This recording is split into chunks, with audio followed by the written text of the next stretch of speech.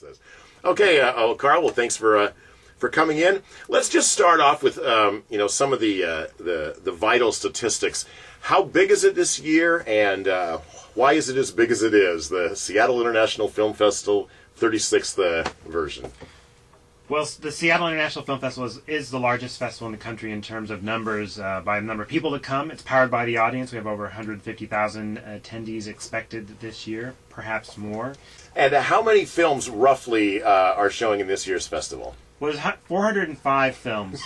So of that, there's roughly 250 feature films, and then the rest are shorts.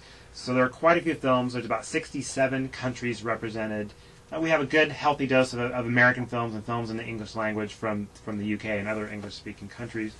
But it's an international festival, and we celebrate film, big budget films to small independent films. So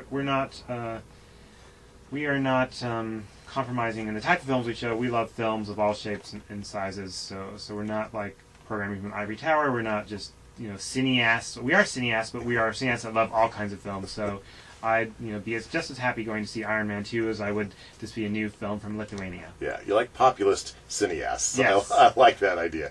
Okay, now every year you select someone to honor. I mean, you had a lot of big names last year, Paul Giamatti and Francis Ford Coppola, and you chose to honor Spike Lee. This year you've got a big name. I love this actor. He's often been tagged the best actor of his generation for at least 15 years now, although he's just hitting 40. Tell us about why you selected to honor Edward Norton.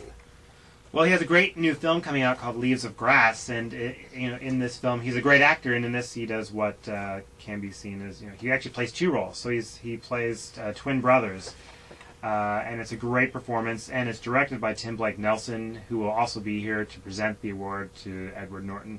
And he has a really great career, and so we're also showing some of his earlier films, The 25th Hour from Spike Lee, who was here last year, Fight Club, and 25th Hour, Fight Club, and American History X. Oh, yes. So those as late night screenings. So it just seemed like he was relevant. He's of my generation, and it would really be interesting to have him come to Seattle and to have a conversation with him, hear sort of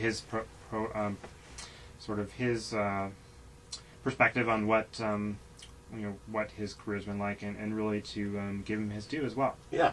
Now every year, and I've been doing this since back in the Daryl and Dan days. I've asked the directors to choose, if they were trying to guess the Golden Space Needle Award winner, the audience favorite that we vote on every year. What do you think maybe the top 2 or 3 shots? What films have the best shots and maybe being the most popular? Do you want to just rattle off 2 or 3 and tell me about why?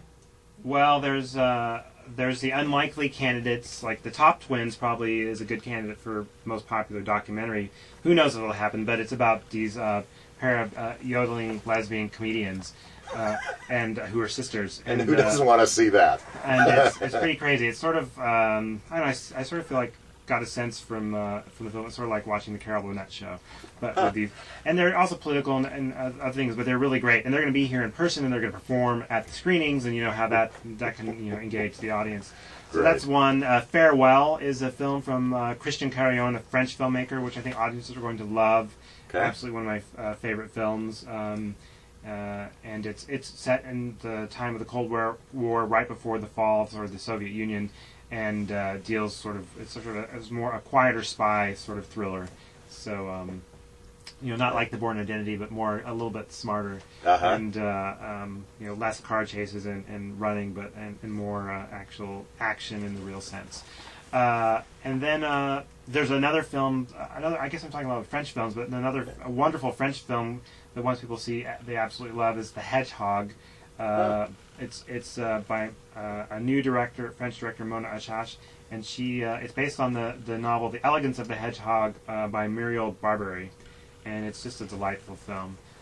And on our website, the mynorthwest.com, people always ask me to pick like 10 buzzworthy movies and then 10 picks that I'm personally interested in. And because I'm a big fan of Julio Medem, his films, I put down, without knowing anything about it, I put down Room in Rome. And so what we do on our website, we put up, the poster and the trailer and all this. And I got word that the trailer is so racy that we can't even put it on our website. Yeah. What is that about? And I know Medem for doing movies about the Spanish Civil War and the like. Right. What can you tell us about this sexy new film he apparently has?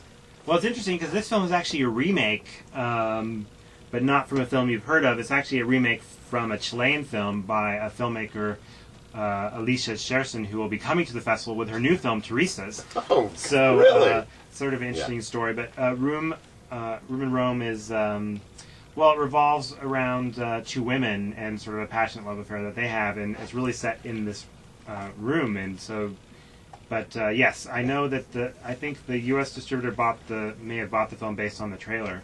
Is that right? So do you expect people to be scandalized, or? Well, Julio Medem always pushes the envelope as far as what and how he sort of fashions characters on the screen and how they interact and where the story goes. So it's never what you'd expect in a traditional movie. So people may be surprised if they don't know their work. If you know his work, I don't think you're going to be too surprised, because I think he's a pretty brilliant filmmaker as well. Absolutely. And I've loved, we've shown most of his work and his early work from Vacas and The Red Squirrel, and then in later films. So I was really delighted that we're able to get to actually the U.S. premiere of it. That's great. Is that right? Yeah. And controversy always is good for businesses, Yes. and I would think that's a good thing.